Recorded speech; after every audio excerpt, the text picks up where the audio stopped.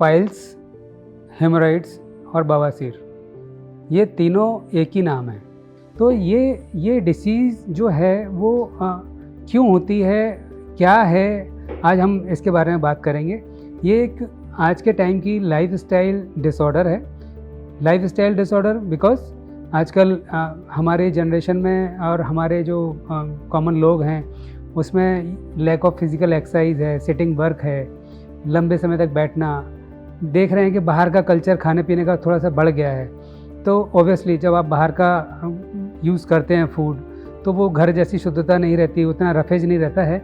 तो ये एक पाइल्स के रूप में, बीमारी के रूप में उभरता है और इसी को हम पाइल्स बोलते हैं। तो ये इसीलिए मैंने इसको कनेक्ट किया लाइफस्टाइल डिसीज़ के लिए। और इसका जो प्रमुख कारण होता है वो है कॉन्स्टिपेशन। पेट यदि आपका ठीक नहीं है, आपका डेली रूटीन में एक्सरसाइजेस नहीं है, आपका फूड अच्छा नहीं है, बहुत कॉमनली हम और आप देखते हैं कि लेट नाइट डिनर हो रहे हैं, ऑफिस लेट तक है, लेट खाया, उसके बाद इतना कुछ रह नहीं जाता कि हम वॉक कर लें या कुछ कर लें तो सो गए। और फूड में भी कई बार जो नॉर्मल फूड ना खा के मैदे वाली चीज़ें हैं या जो मसाले वाले आइटम हैं यदि वो खा जाते हैं तो ये क्रिएट करता है कॉमनली हमारे गैस्ट्रिक डिसऑर्डर को, कॉन्स्टिपेशन को।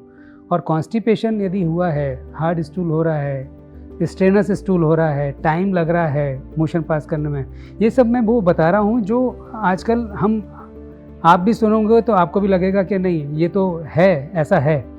तो ये सब चीज़ें क्रिएट करती हैं हमारे पाइल्स डिसऑर्डर को।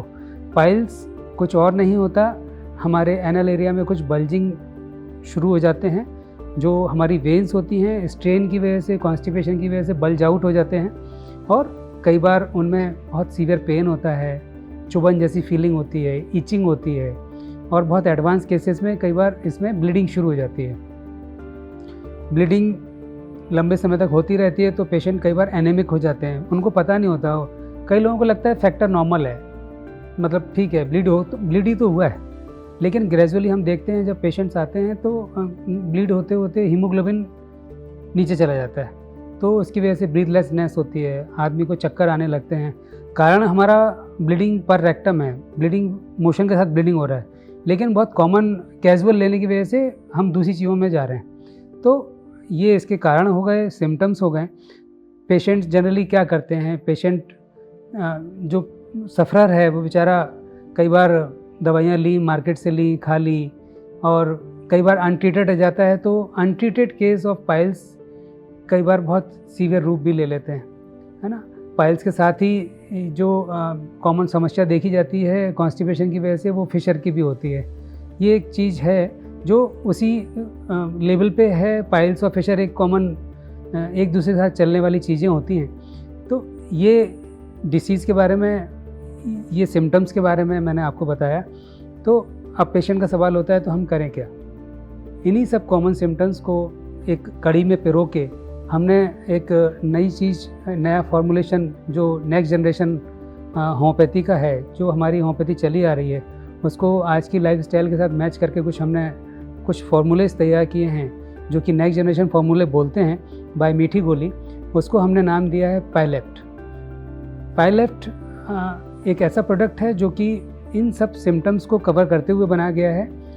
इसमें इस प्रोडक्ट के द्वारा हम कोशिश की गई है इसमें ऐसी कुछ इंग्रेडिएंट डाल के जिससे कॉन्स्टिपेशन को रिलीज़ कर पाएँ, पेन को कम कर पाएँ, सफरिंग को कम कर पाएँ, स्पेशली ब्लीडिंग जो पर रेक्टम होती है उसको हम कम कर पाएँ।